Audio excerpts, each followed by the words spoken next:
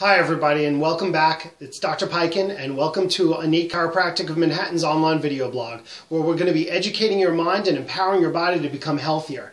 Today's topic is going to be about autoimmune issues. Now this has got to be a long one. There's no real way to shorten it, but I'm going to do it as concise as possible. I go through this similar explanation like that I'm going to give you right now over and over again in my office, so I thought there might be a lot of people out there in the internet world that may have a similar question about what is autoimmune disease and how did I get it. I can't answer everybody's specific situation, but there's a very common link and chain of events that I see very often in my practice with patients, and I want to just forward this off to you so you can know more. So first, in order to understand what autoimmune is, I'm just going to give you some basic background. First, what autoimmunity is when the body's immune system starts to attack itself. It can attack a joint like your elbow or all your joints. It can attack your muscles. It can attack your liver, your thyroid. It can even attack a hormone like insulin. It can attack a hormone like progesterone. But whatever happens is something has gone wrong with the immune system and the body suddenly starts to attack itself.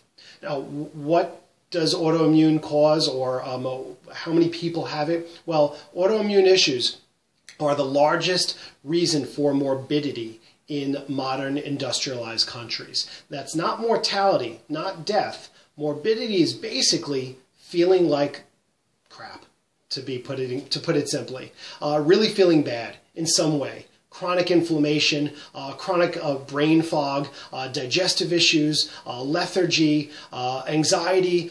You can have anything and just call it, and it can be from an autoimmune disease. That doesn't mean everything is caused by an autoimmune disease, but there's a good percentage of the population that has it, and a lot of people are not getting the right blood test to screen for it. So if you develop an autoimmune issue, it can virtually cause anything. And how autoimmune issues start is usually with something called leaky gut, especially if you're an autoimmune person, you were diagnosed with an autoimmune issue, or if you have a chronic issue that nobody can figure out and it hasn't been diagnosed, maybe you have one, and also a cofactor of digestive issues, which is a very common cofactor. So here's a common story. Again, it does not fit everybody, but it's a really common story. We start off with something called leaky gut. It's a really disgusting way of saying that you have an intestinal problem that's called intestinal hyperpermeability. So first, what our intestines are actually a tube. Well, it is a tube that goes from your mouth through some hole that comes out the other end. And once you put something in your mouth, it's not actually inside your body. It's just passing through your body. It's passing through this tube. And if you can picture that tube looking like this tube has almost like little holes. I'm going to try to make you see them like little tiny holes there. The lighting isn't perfect, but let's picture this tube with tiny little holes in there. They're not real holes. It actually, you absorb food through something called active transport. That means your body chooses what it thinks it needs and it pulls it into your body through some energy processes, and it keeps away things that shouldn't be absorbed. Or there's a barrier system to the outside environment so you don't absorb what shouldn't be there. Well, because of our lifestyle of eating while stressed, eating crappy foods, eating high-fat diets, eating high-sugar diets, eating on the run, eating foods that are genetically modified, that are filled with pesticides, that are filled with hormones, these things are things that can cause inflammation in our intestinal lining. Only 9% of your entire nervous system can feel. It's something I say in the office all the time. Well, your organs, especially your digestive tract, is even less sensitive to pain than that. If your intestinal tract is not being stretched or cut, you probably won't even know that there is a problem. But you can have a small problem that's still irritating you without a symptom. Eventually, if you develop a symptom, your body's at least letting you know about it. But let's say you're symptom-free or you have mild acid reflux or some constipation, that's all it is. That could be signs that your gut is starting to be bothered and irritated. And if it's been going on for years, it may lead to something like autoimmune issues. Because here's what happens. Remember those little holes that are supposed to be in your intestinal lining? Well, now they become bigger.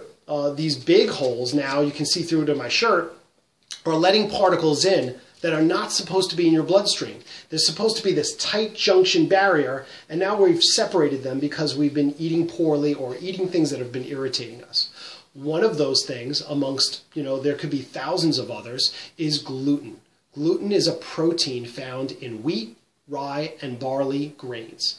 Most often, wheat is the thing that's bothering us because wheat is an ingredient found in so many different processed foods, and we're exposed to it on a regular basis. So if you're somebody with not a wheat allergy, but a wheat sensitivity or a slight wheat intolerance, that means it just irritates you a little bit, yet you eat it once or twice a week, or even 4 or 5 times a week, or even every other week, it's still irritating you. It's causing that, again, that onslaught, and your immune system has to react and cause some inflammation.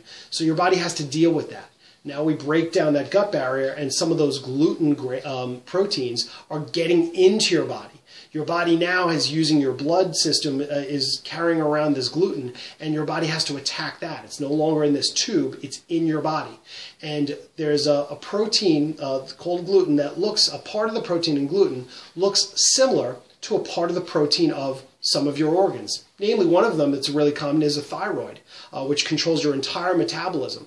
Every single cell in your body has a thyroid receptor cell on it. So if your thyroid is one of those things that gets attacked mistakenly because your immune system is going crazy all over the place, it doesn't know what to attack anymore, so it decides, oh, that looks kind of like gluten, let's go attack that. Well, then it mistakenly attacks your thyroid just once. What it does is it creates an antibody.